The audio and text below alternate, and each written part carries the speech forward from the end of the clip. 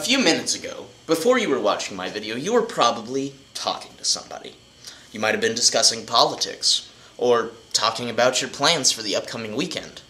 Or you might have been talking about art, painting, music, movies, who knows? But why?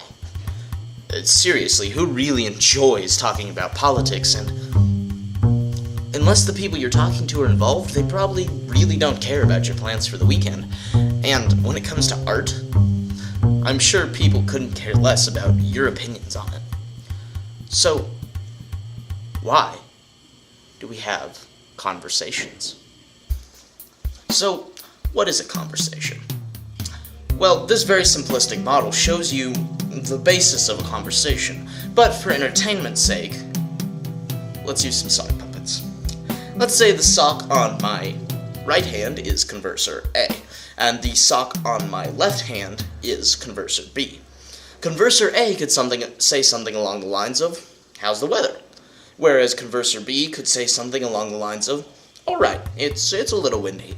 And now conversor A can agree or disagree with that situation, saying, "Oh yeah, it is a little windy out there, isn't it?" Or, "No, I don't think so, it's alright for me." And that's basically how a conversation goes. But why would we use something like, "How's the weather?" It's something of an icebreaker, but why is it? Well, we'll get to that later. That was a pretty long description, and possibly a little bit ridiculous with the sock puppets. But in simplicity, all that conversation is a collection of agreements and disagreements through personal experience and knowledge. But that really doesn't explain why we have conversations, when we can find out several things through things like Facebook and YouTube and the internet, period.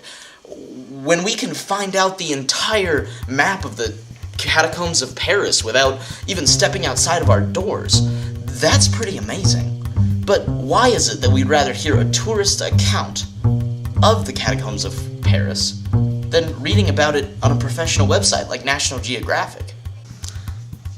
If we can learn so much from the internet, why bother talking to people?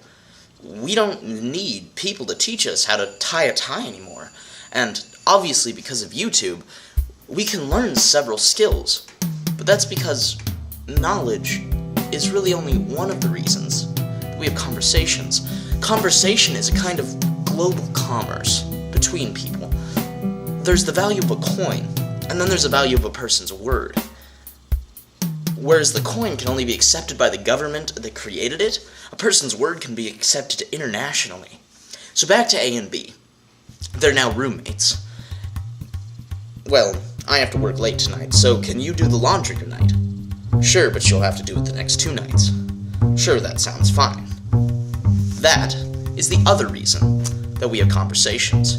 To trade skills, time, resources, labor. We need to be able to use the people around us to better communicate and trade skills.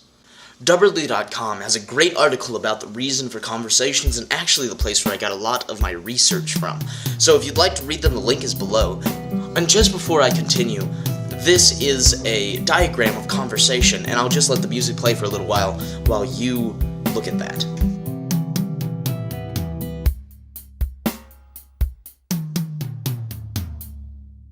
Like I said earlier, the internet is a great tool for learning, but as far as conversations go, can it be limiting? The PBS Idea Channel has a great video about this, and I'll have the link in the description if you'd like to see that. Going to the extremity of conversation, we come to arguing. Do we as people enjoy arguing? And is it emotionally beneficial? I explained in my video about emotions that anger can cause us to do some illogical things, which in arguing can become very bad. And if you'd like to watch that video about emotions, why don't you head over to my channel, subscribe to it, and then watch my video. Arguing can make us say things to our partners that we don't really mean, but once we cross the point of apologizing, we actually learn things about our partner, like topics that bother them, and we also become more emotionally connected, which can cause it to be enjoyable for some people. I also have in the links down below a link to an arguing quiz, which I got a 63 on, and you should post your score in the comments. Now, let's go to the other end of conversation. Awkward silence. But, why is it awkward, and why don't we like it?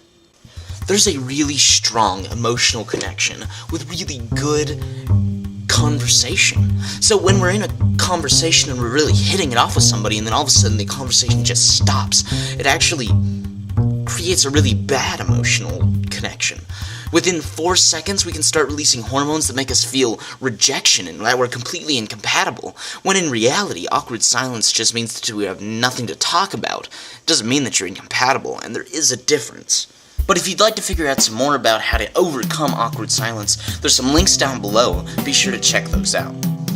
Small talk is another way that we get out of these little awkward silences. It's a kind of safe conversation that keeps a good flow while still not releasing too much information about ourselves. And it's not uncomfortable for A or B in the conversation. You can't go straight from meeting someone to asking them to marry you. I've tried, it doesn't work. It kind of makes people a little bit uncomfortable. So you need to learn about them generally through small talk. And believe it or not, there's actually a lot of ways to make small talk, and I have some links down in the description. Lots of people like hearing their own voices. Like me. You don't make YouTube videos without enjoying hearing your voice a little bit. But why would you enjoy hearing my voice? And why do we like hearing stories? Well, when we hear regular words, our brain is simply hearing them, perceiving them, and understanding them. It's a very mechanical process. But when we hear a story, it involves our sensory cortex, which causes us to actually feel things. It reaches back into our emotions and our memories, and it makes us feel. And when we begin to elicit emotion, the storyteller can actually feel that. And our emotions become in sync, and you become part of the story. An interesting thing is, our frontal cortex continues to store the words that we hear, and eventually, once we hear a word over and over and over again, it begins to lose its power with us. Like the number of times that the F-bomb is used in the movie Pulp Fiction. Was it really necessary for us to enjoy the movie? And did it add anything to the movie? And by the end of the movie, was it just another word? Did it lose its power with us by the end of the movie? What about the movie Cloud Atlas? No, it didn't have as many F-bombs, but it was an extremely complicated movie, and when you were watching it, you started to feel kind of uncomfortable. Kind of like uncomfortable silence. But was because the fact that it was complex and complicated alienating the viewer? It's been studied that a simple plot in a movie, story, or novel can actually be easier for an audience to understand and a lot more entertaining. So a film like 12 Angry Men, an extremely simple plot with only 12 characters, versus the movie 2001: A Space Odyssey, that's extremely complex and in-depth in mindset. Does that mean that 2001: A Space Odyssey is worse because it's extremely complex and harder to understand, could alienate a viewer because of extremely complex mindset? And you know, this doesn't just happen with movies. It can also happen in conversation. If you have two conversers, one of a higher intellect and one of a lower intellect, for the lower intellect person, they could have trouble understanding, whereas the higher intellect person could not find the conversation stimulating. So, the problem occurs in a lack of understanding and interest. Conversation isn't just a means of getting away from awkward silence. It's a means of getting things that we need to know, and getting things done that we may not have the time, resources, or skills to do. Few people have mastered the art of conversation. But in a world where conversation is the most important currency that we have, why not learn? Thank you. And don't forget to tell your friends that you've been scienced.